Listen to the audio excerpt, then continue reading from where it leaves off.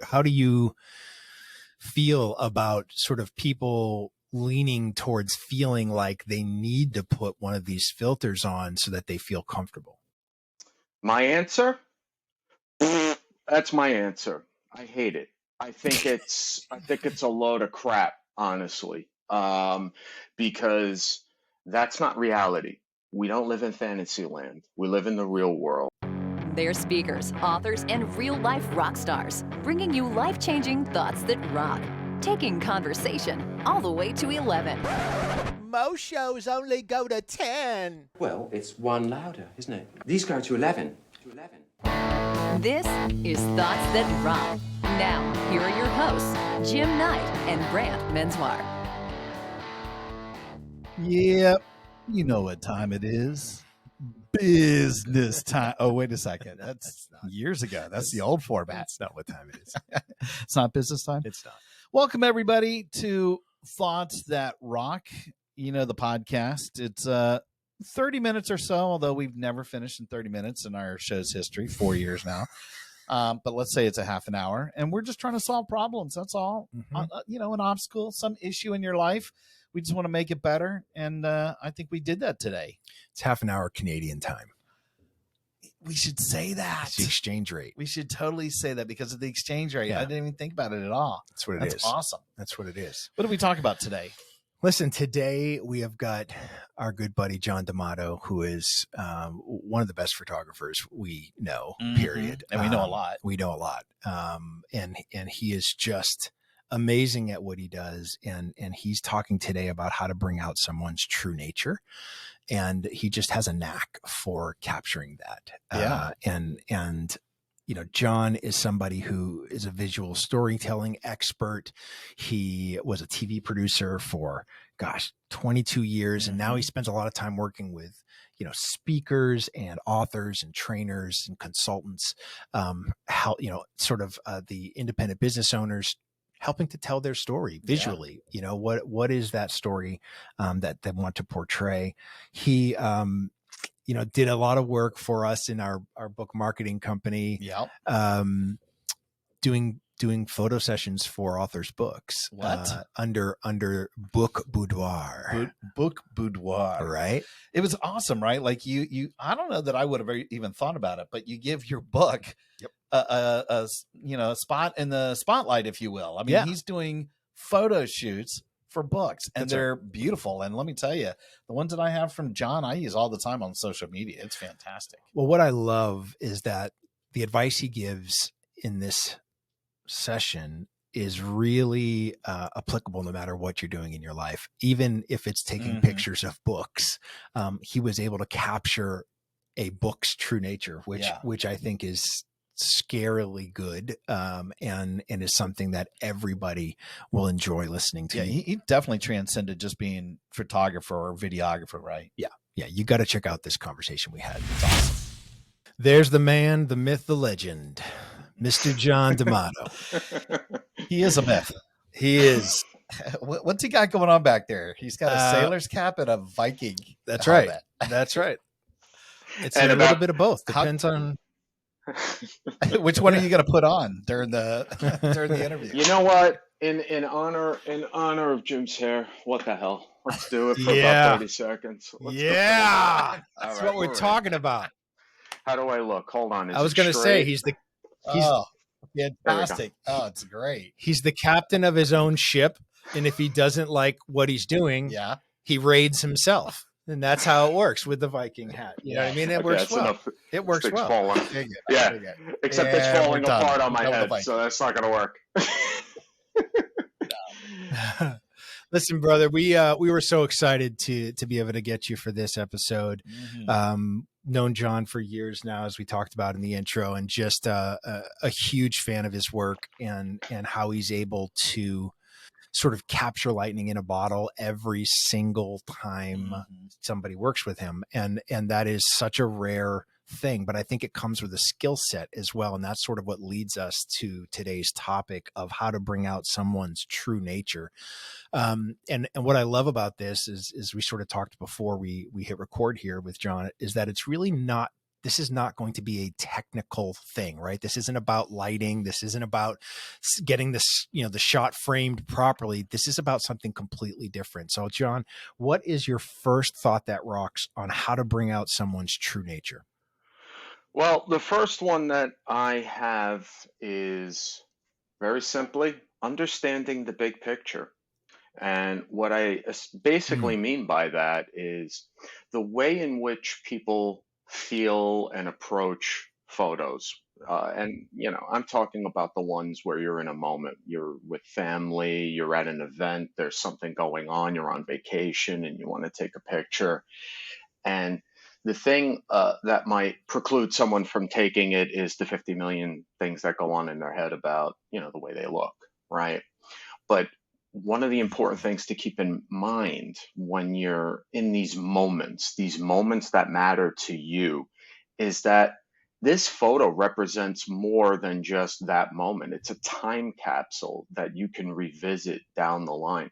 I was talking to a couple of creative friends, some videographer and a photographer, and they brought up this movie called The Notebook that I had not seen, but they talked about the fact that the spine of this movie was about jogging memories in one of the characters' minds simply through looking at photos, where it would lead to some kind of a flashback scene in the movie. And that perfectly encapsulates why you need to understand the big picture when you're in front of a camera, regardless if it's a professional or you're taking it yourself or someone else is taking it.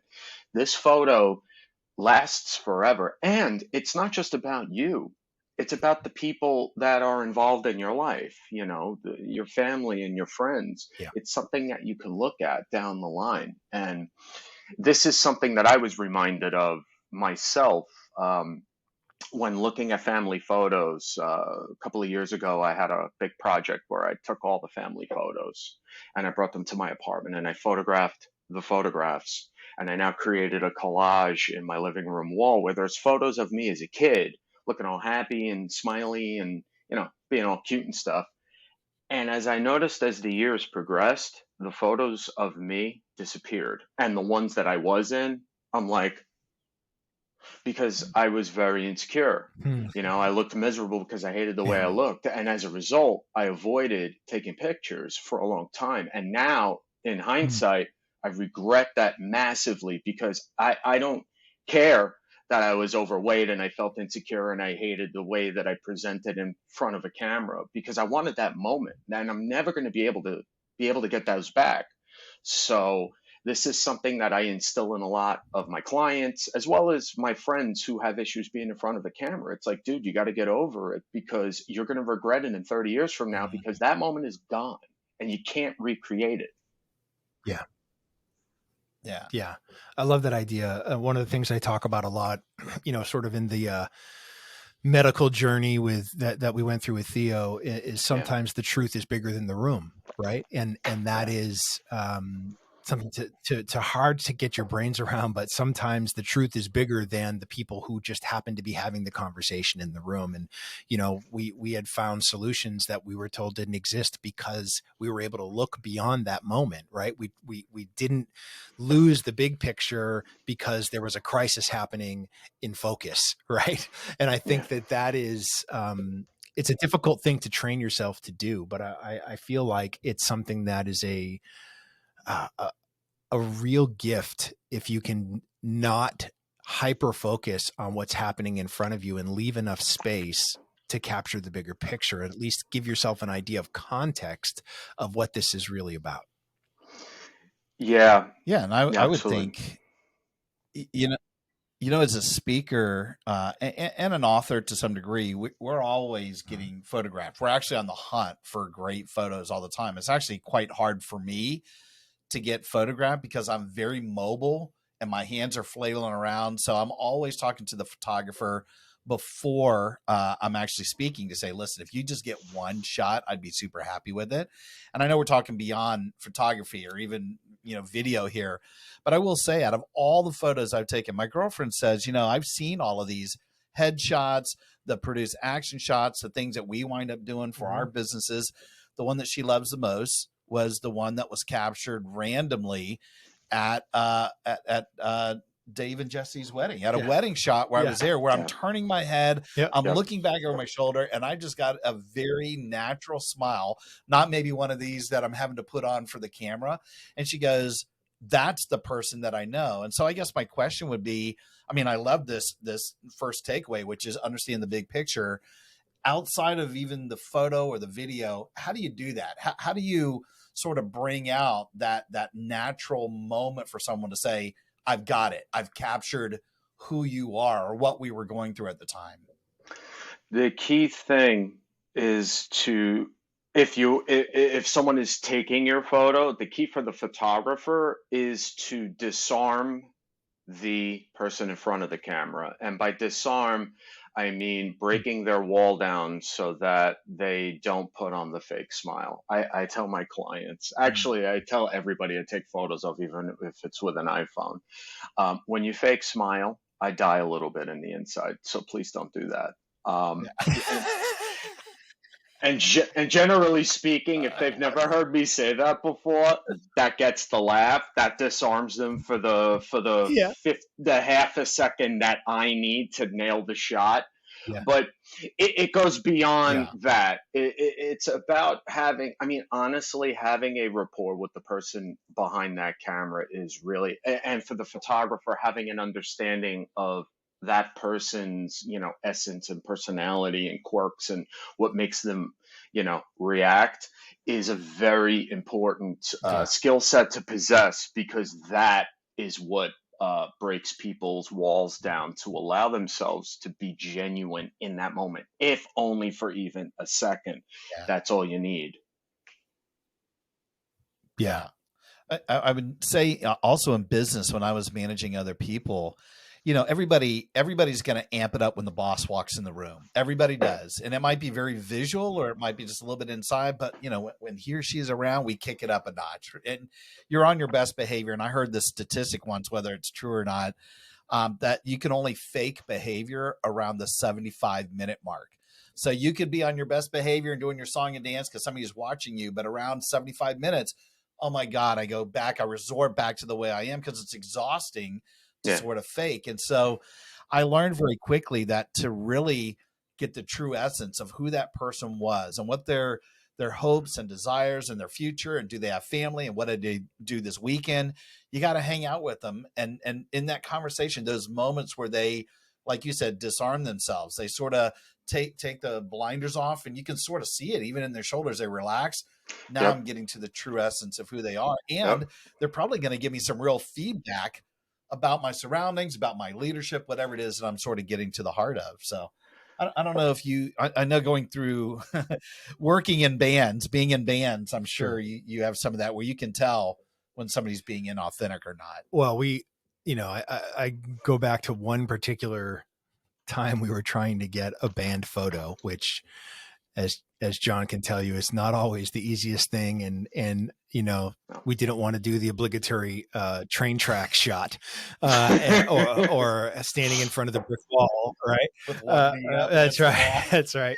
So we were working with this woman, and she was so over directive with what, like, stick your ass out, turn your chin up, swallow your tongue, part your teeth, every little thing. It was the most awkward. We were all like contorted, like look like, T-Rexes trying to get our arms in the right. And it was that picture was awful. But right after that picture, we were laughing our ass off so hard of how bad it was that was the actual photo. That was the shot. It's like, perfect. Finally we can be ourselves. You know what I was speaking to that. This is not one of the thoughts, but it is a thought that you just brought up. Another thing to keep in mind when you're doing these photos is stop posing. Get into a natural body. If you're standing, how do you normally stand if you're talking to someone? If you're sitting at a table taking a photo, what does your hands do if you were sitting? I always stand like this, John. What are you talking about? Yeah. I saw. This is how we look. Yeah, it's not. Yeah. That's my favorite one. That's a colleague of mine last week showed me photos of her son's fifth grade or fourth grade. I don't remember what grade, but like the class photos. Yeah. And there was a pose where he Yes. had his hand on his hip and he had his leg up on like a ladder. Like, what the hell are these people doing? Why would you torture that child? That kid is never going to want to be in front of a camera ever again after that traumatic episode. It's crazy. Don't do it. That's right. I go back to the Olin Mills days of, you know, God, you want to be in the forest? Let me pull down the forest blind. The laser lights are the best one. Going back to this idea. Oh, right? Yeah. Understanding the big picture is understanding that it's more than just the moment you're in, right? And you don't know what that person's going through in their life. You don't know what they had happened, or maybe a phone call they made just before they were about to get their picture taken. Like, there's so much going on that you got to leave space, I think, for recognition of what that is. And I think that also takes the pressure off the moment. Like, they think they've got this one shot to get this one picture. And we all know that when you go out and do a photo shoot and there's 400 photos, you're happy to get a couple that are really good. And if that's the case, if you know that's the case, then you know it's going to take hundreds just to get comfortable enough to maybe see your true nature, right? Mm-hmm. Well, not in my sessions, gentlemen, but yes, I do understand. Boom. That's what I'm talking about. Love it. That's why he's the Thank big you for bucks. not disagreeing. That's why he's the big bucks. Well, you know what it is? Because you bring up a bigger point there, which is there is no money shot. There are money shots. Yeah. Plural, S, big Yes. S. Yeah. Because, Yes. you know, I mean, we're not shooting, Yes. when you shoot for life or if you're shooting for your business, you're not shooting for a magazine cover. You're not shooting for some kind of e-com website where you need to get that one.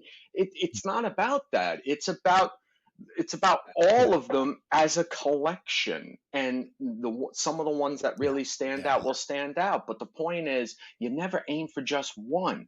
Just go and let's see what happens and get as much variety as possible.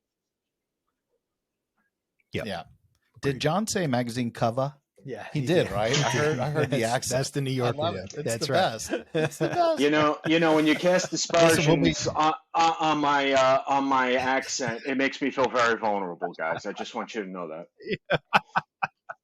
Very vulnerable right now. I did say in the introduction how honored I was that you've got my quote up on your wall. So you know I'm already. I got you the can do no both wrong of you in my eyes. I got the both of you on my wall, and I'm trying to bring the thunder right now, buddy. Oh, there it is. There it is. Boom. Not in my sessions. I love it. I love it.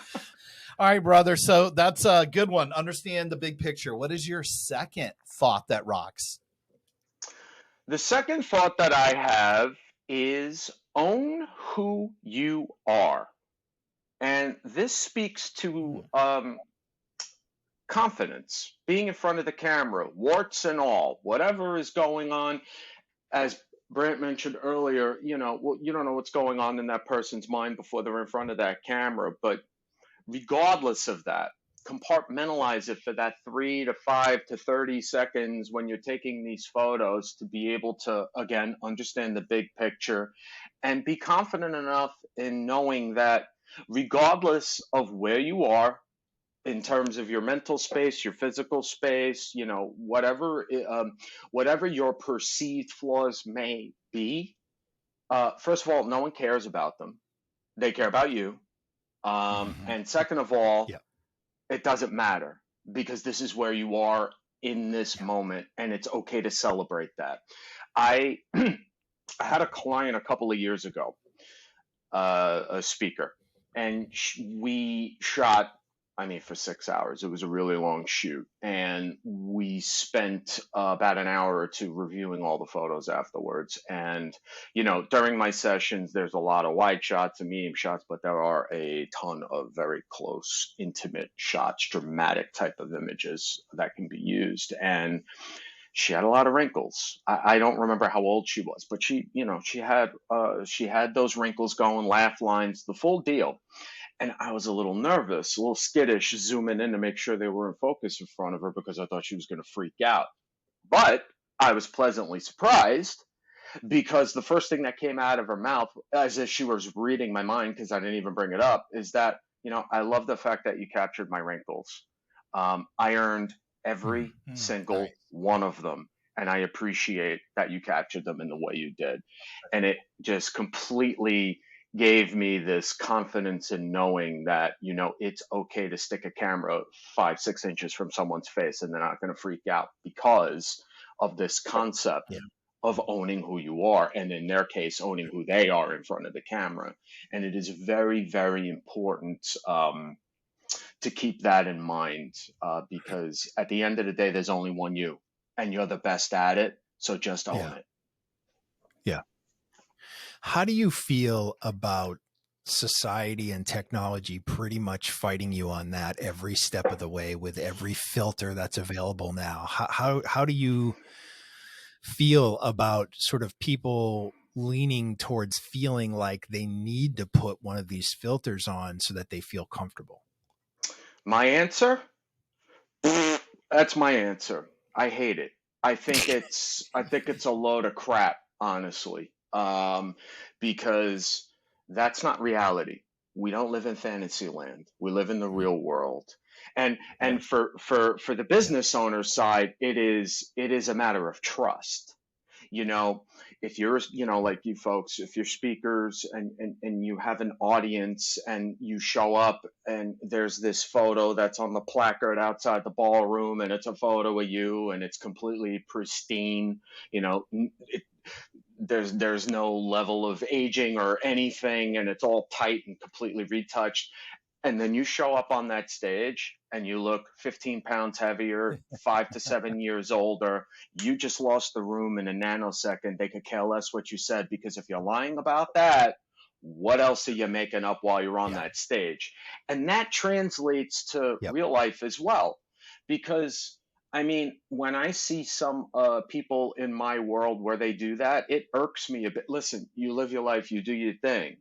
But on a personal level, as a professional photographer, it bothers me a lot because my whole thing is built on genuineness, on authenticity, on being who you are, and focusing on how you help solve people's problems. And if you're showing up like that, you're betraying that trust from these people, I feel, and it's just not a good first impression. Yeah. So no more filters. No, is what you're saying. Yeah, cut that crap out, guys. No, I think that's. I think it's tough. I think that I feel especially for young girls who feel like perfection is the only way forward, and what they soon come to realize is that as you said, John, that's not reality, and so they have this false sense of what expectations are, and they end up getting into that late teen, early 20s, and their self-confidence is already in the shitter. It's bad. They have this horrible feeling like they can't be themselves. They can't take a picture without a filter. They can't smile because they don't like their teeth, or they can't, whatever the scenario is, they've sort of developed this real bad negative self-talk so early on that without some serious effort to get over that, it will plague them for decades. Yeah, and that permeates other areas of their life as well. When people are so fixated on their image, where's the development of everything else in your world? It's like that becomes the thing, and if that's the thing, you're losing out on a lot of what life has to offer. The way that you can connect with people, the direction of your own path. You're just so fixated on this one thing that ultimately, it changes over time. And then what do you have on the other side of that time of your life? It's unfortunate. It's interesting. Well, it is. And one of the things I say all the time to especially young girls who, they're one of their main things they want is to fall in love, and they want to find that honest, true love that they yearn for. And my thing is always, well, who are they falling in love with? Because if you're not actually being you, then the person's going to fall in love with someone who actually isn't you. And then you wonder why the relationship doesn't work, is because they didn't fall in love with you. And it's not fair to you or them. And so you've got to get to that core. You've got to get to that truth of who you really are to find that person who's going to fall in love with that actual real version of you, not something that you've made up and projected to the masses for the sake of blending in. Yeah. And if you're posting photo, let's say, a little older, we're on dating apps, right? I'm on dating apps currently. And Yeah. the one thing that drives me insane is this whole concept of putting out this, it's like your PR campaign, the fully made up faces, the filter on top, the shooting as if it's the camera's in a helicopter shooting down to like, it's like, why are you faking it? Because I'm going to eventually meet up with you and see what you look like. Yes. So why are you, or the photos where they have just the face and then there's nothing. It's like, dude, why are you doing that? Just put it out there. Yes. Because at the end of the day, there will be someone that's like, that is for me. And that's what we're looking That's at. right. Something genuine. Exactly. That's right. Yeah. I don't know. Yeah. I only allow drone footage of me now. That's it. Only drones. And I'm usually powering the drone, which is weird. So weird. Yeah. But that's I have a 50-foot minimum distance between me and the camera. I was just going to say, from how high? Do you want to be little peanut, or do you want to at least be able to make out your feet? And what kind of kicks you're wearing? Like, I what take do we want direction. here? I bring it down to whatever level he wants. So I love this, definitely this thought. And I guess when we're talking about how to bring out someone's true nature and sort of, you put it in the perspective of maybe the person, the subject should own who they are. They should be confident. What about for you, if we were to put it into your world, if you get a whiff of the person not being confident, you can tell maybe they've never really taken pictures before. This is not their thing. It's their first headshots or whatever. How do you help bring out that true nature if in fact they don't really know who they are? They're just not confident. Do you have a conversation with them before? Is it just in the way you interact? Like what are your secret sauces? It's all the above. And it starts with a very lengthy conversation. So anywhere between an hour to 90 minutes before we even have the session. And two questions. Really? Yeah. Wow. Yeah. I mean, I'm a former television producer. I have a list of 30 questions and, I go through most of them for most people. But speaking directly to this owning who you are piece, there are two questions that directly relate to that, which are, what are 3 to 5 words that illustrate how you want to be perceived by your audience? And what are the 5 aspects of your personality that you want to convey to those you serve? And between those two, that creates my mile markers in terms of their personality. Yeah. Now, in addition to that, as I'm talking to them in the same way that I talk to you, in the same way I talk to my friends. I don't change that up. So what I'm looking for is, how do they respond to the certain ways and the certain words and the certain tones? Because when I get that feedback during that strategy call, it comes in handy when I'm shooting them, especially when I feel like they're a little extra skittish in front of the camera, because then I get to use a little mojo, a little shit talking, if you will, a little shoulder to cry on, cheerleader, boot in the ass, whatever they need. Yep. I can do that based on what I've already come to understand about their personality. That's awesome. That's awesome. That's amazing. That's good. I think that right there. I love both of those. I think I could use that in some stuff. Tell us what is sort of take us. Go ahead, bud. No, go ahead. Oh, no. You go ahead. I was going to say, why don't you bring us home here with your third thought? What is your third thought that rocks on how to bring out someone's true nature? This one, don't take yourself too seriously. I think, especially, and we talked about the money shot before, and we talked about, it has to be just right. listen, at the end of the day, there Yeah. is no perfect photo, there is no perfect moment. So just live in Yep. the moments and take Yeah. from it what you can and appreciate it and have gratitude for it and commemorate it with this memory that you will have for the rest of your life living digitally and for some people in print. And I think that's really the important thing to constantly remember. There's so much that is on all of our plates, and we it's just photos, man. It's just, even if it's for your business, it's Yeah. just photos. There's no Yes. life or death scenario here, you know. And again, Yes. speaking to what was mentioned before, it's like no one cares what you think about your face or your body. They care about you, you know. And in the case of Yeah. business, they care about how you can help solve that problem. But just in life, you know, your friends and family. Perfect example. There was a photo that I took the other day after a gig, and it was a group shot. It was 5 of us, and I looked at the picture afterwards, and I could see like my gut was sticking out a little bit through the black shirt. And at first, I'm like, "Ah, Mm. really, dude?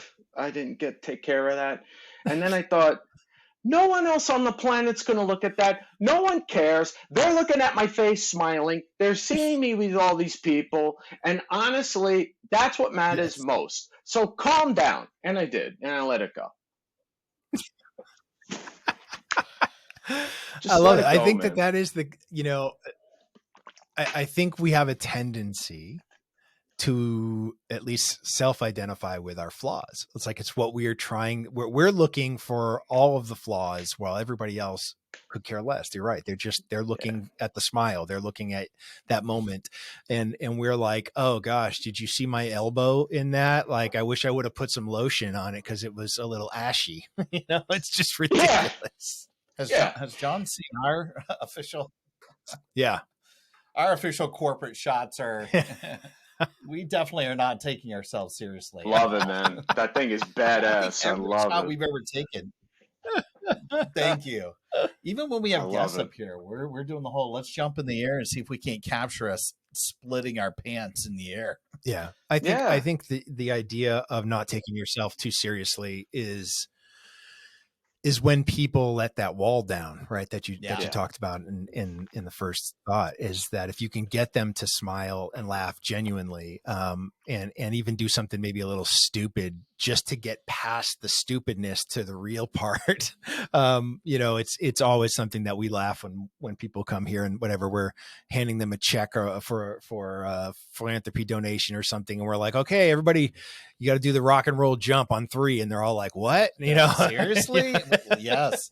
That's it. And they wind I up love it. enjoying themselves, and we will talk about that memory years down the road. It's, you know, compared to, I don't know, other check presentations. I don't think we take ourselves seriously, but we're serious about our business. I mean, there's a whole difference between the two. Yeah. And again, maybe the question would be, how do you bring that out in people? Is it just through the conversations and you're having some of these, you know, small jokes, or the 90 minutes that you spend with them before you start actually doing the shoot? What other tricks of the trade would you maybe recommend as we wrap up here? Well, the obviously the strategy call is the huge piece there. That conversation, and building trust throughout the session does that. But the other way that, it's an intangible piece. It's my genuine excitement at doing what we're doing. It's Yeah. I was shooting somebody a couple of weeks ago, and he just started laughing, and he's like, "You get so excited about this stuff," and I'm like, "Yeah, I mean, if you don't love what you do, then you're doing the wrong thing." But it's in my own excitement level, it's in my own passion to be able to get these things going with these folks that lets them know that they're, first of all, they're being taken care of, and that, you know, regardless of the 9 million photos, like, don't get so fixated on this thing. Like, let's have fun with this, because this, I mean, having a professional photo session, for some folks, it feels like they're going to a funeral, you know, or they're going to the dentist to get a root canal or something. You know, it's like, oh God, I don't want to do this. But really, it's a celebration. It's a celebration of the fact that you are in a position as an independent business owner that is living life on your own terms to be able to serve the people that you want to serve. That is cause for, a monumentous, it's a party, man. Like, let's treat it like that, because that's Yeah. what this is. Because not everybody gets to do this. Yep. Not everyone, That's right. had the bravery to step out on their own and do their own thing. So as a result, let's treat this thing as something that you want to remember and enjoy every moment of the entire journey. Yeah, no doubt. And we love you, man. We love watching all these photos that you're putting out in social with all of our friends. And I turn around and you're in New York, you're in Sarasota, you're with a lot of our good speaker, author friends. And, and again, you're an expert in storytelling. And like you said, your producing has probably helped a lot. I became an instant fan of yours, I think, because I think you turned me on to John initially because of the book photo shoots. Mm-hmm. So we talked about it in the intro, but giving a book, a highlight and giving them their own photo shoot, I'm not sure a lot of authors think about that. And I know we've pushed some people your way for sure, but what a great way, especially in this digital age, to have 10, 15 fantastic hero shots of your book. I think a lot of people just wouldn't think about it. And man, you do it better, and maybe even one of the first ones that we're doing it professionally. And we love all the stuff you're working on, man. We really, really appreciate you. Thank you. I appreciate you. Those book boudoir sessions are fun, man. It's something I never thought in a million years I'd ever be doing. But yeah, no, it's enjoyable. Well, you're bringing out the true nature of the book. Well, I was going to say, just I given the think book, that given the, I can remember, John. No, man, I can remember having a conversation with you.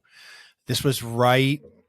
I mean, I think we were either right in the beginning of the pandemic or sort of into it enough that your life got rocked by everybody having to be inside and social distancing. And your life was just in shambles as every professional photographer's was at that moment. But what I love about you, man, is that you basically did your 3 thoughts in your own life. Mm-hmm. So you understood the big picture. You owned who you were, and then you didn't take yourself too seriously, and you started to take photographs of books for authors, and you created this category for yourself that a lot of photographers might have gone, I'm not doing that, or whatever it might be. But you decided to say, you know what, I'm going to give the same sort of honor and respect that I do to people to their books. Yeah. And authors fell in love with what you did because you captured something in the light, in the way that you photographed, and opening the book to a particular quote or passage. I mean, your thought process that went into that, is what makes you extraordinary at what you do. And we appreciate that so much, brother. I just let you know that to us we loved watching you sort of grab that bull by the horns and wrestle it until you could get to the other side of the pandemic and get back to what you were doing. We truly want you to know how much we love and respect you for doing that. And I appreciate that. Thank you. I just use a lot of filters, man. It works, Well, then I expect a discount on my next book. What the hell? I could have put a filter on there. No, that was. Thank you for saying that. I really appreciate that. Thank you. I was just trying to feel useful, man. If I'm being honest, I was just trying to be useful to the people that I serve. True. It was a tough time, and we all got through it. We're here. That's the most important thing. Yep. Yeah, it's the truth.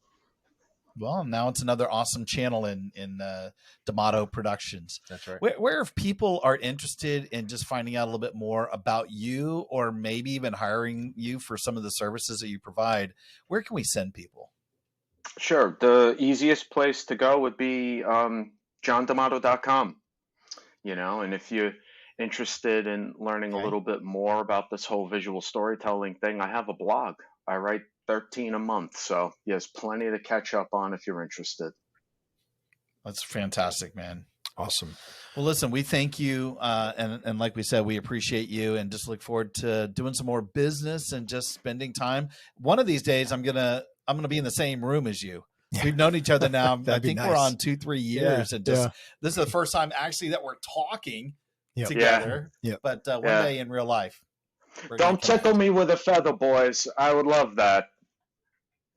I would love that. Don't threaten you with a good time. All right, man. Awesome, brother. Have a good rest of the day. We'll talk to you soon. All right, guys. Take it easy, man.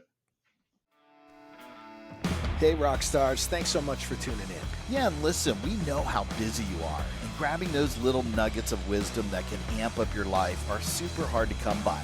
So we hope this episode helped you enough for you to maybe subscribe and consider leaving us a rating and a review so that we can continue to grow the show. Thus That Rock is a proud member of the Evergreen Podcast Network and also supports Cannonball Kids Cancer in their fight for finding and funding treatment options for kids who have run out of options. They're amazing. Their work is incredible. To learn more, please go to cannonballkidscancer.org. Finally, if you're interested in having Brant or Jim or both of us speak at your event, whether as a virtual webinar or an in-person conference keynote or mastermind, contact us directly at thoughtsatrock.com. Until next time, Rock on!